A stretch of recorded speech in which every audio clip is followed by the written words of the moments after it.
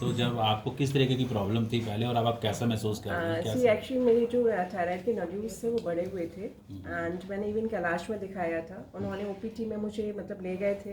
Then after back to मैं normally कि I am having some issue, मेरे lungs के पास में भी एक ट्यूमर था तो उसकी वजह से वो ट्यूब मेरे अंदर नहीं गया था। तो देन मतलब that was quite unprofessional. Means अगर कोई चीज़ आप कर रहे हो तो एटलीस्ट यू हैड गिवन बहुत सारे टेस्ट किए and after that you are saying कि नहीं आफ्टर ओपीटी में आप एनेस्थीसिया देके you are giving a back आप लेके आ रहे हो। That was quite shockable for me as well. तो देन एक्चुअली मेरे फादर का ट्रीटमेंट चल रहा था यहाँ पर। तो मैं नॉर्मली मैं फादर को दिखाने आई थी एंड मैंने डॉक्टर हेमकांत वर्मा को एज सीन माई रिपोर्ट्स की, मतलब ये नॉर्मली रैंडम था, ऐसा नहीं था कि मुझे आना था या मतलब दैट वाज मतलब एक को इंसिडेंट यू कैन से।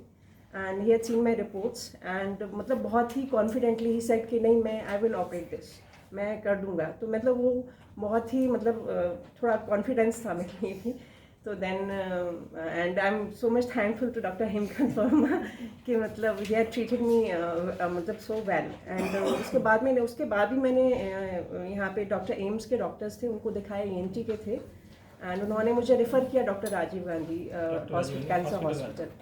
तो देन वहाँ गए, मुझे मतलब वहाँ का मतलब ही वॉज कोई भी चीज़ है अगर आपके if you are having the test reports मतलब यू आर नॉट मतलब वो प्रॉपर मतलब कोई भी वो प्रॉपर वो एक्सप्लेन नहीं कर पा रहे थे। तो फिर मैंने कहा नहीं मैं वहीं जाके कराऊंगी। एंड मतलब सेकेंडली जो स्टाफ था शारदा केयर का वॉज मतलब काफ़ी हेल्पिंग था and caring as well. And the most important thing that matters for the hospital is doctor. So I am thank doctor Hemkant Verma, मतलब ही ट्रीटेड मी वेरी वेल। तो उसके बाद ऑपरेशन का आपको कोई परेशानी हुई नहीं या मुझे कोई प्रॉब्लम अब नहीं कैसा आप है। महसूस आई एम कर रहे फीलिंग हैं? कंफर्टेबल, मतलब मुझे 18 को मेरी सर्जरी थी एंड अभी शायद मैं आप लोगों के सामने हूँ एंड शायद मेरा वॉइस चेंज के भी चांसेस थे। 5% chances was there and others ने भी यही बोला था, मे बी चांसेस, क्योंकि जिस जगह पे मेरे लंग्स के पास में जो ट्यूमर था वो बहुत मतलब टफ था। तो मैं डॉक्टर्स को मतलब अप्रिशिएट करूँगी कि जो हाँ वो चीज़ें होनी भी चाहिए। अगर आपके पास में कोई पेशेंट आ रहा है तो मतलब you have to treat them well. तो वो चीज़ें थी।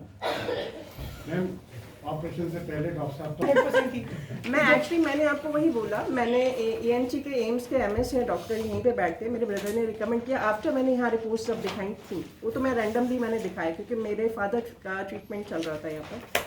देन उन्होंने मुझे रिफ़र किया राजीव गांधी में डॉक्टर LM डार्लोंग थे, उनके लिए रिफ़र किया, वो भी सर्जिकल थे, ऑन्कोलॉजिस्ट। तो देन उन्होंने ENT के लिए भी मतलब मुझे उनका कॉन्फिडेंस लेवल मुझे नहीं आया एंड आफ्टर दैट मैं वहाँ से मैंने कहा मुझे वहीं कराना है।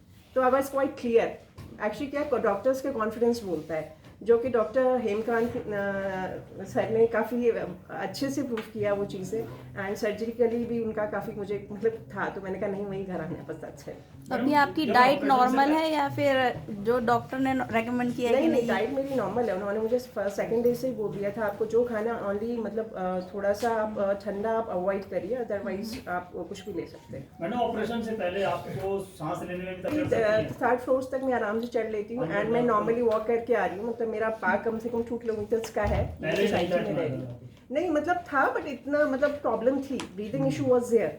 अगर आपके ग्लैंड के अंदर कुछ है एंड यू आर हैविंग काफ़ी साइज में यू हैड सीन, तो वो ट्यूमर जो था काफ़ी साइज में बड़ा था। तो देन उसकी वजह से ब्रीदिंग इशू वॉज देयर, मुझे हो जाता था। इवन मैं एक दिन तो मैं पूरी नाइट में मतलब ब्रीथ नहीं कर पा रही थी, बट अभी मैं मतलब अभी मुझे कोई प्रॉब्लम नहीं है सच, ना ब्रीथ खाने में है ना किसी में है, सारा चीज़ें होते हैं।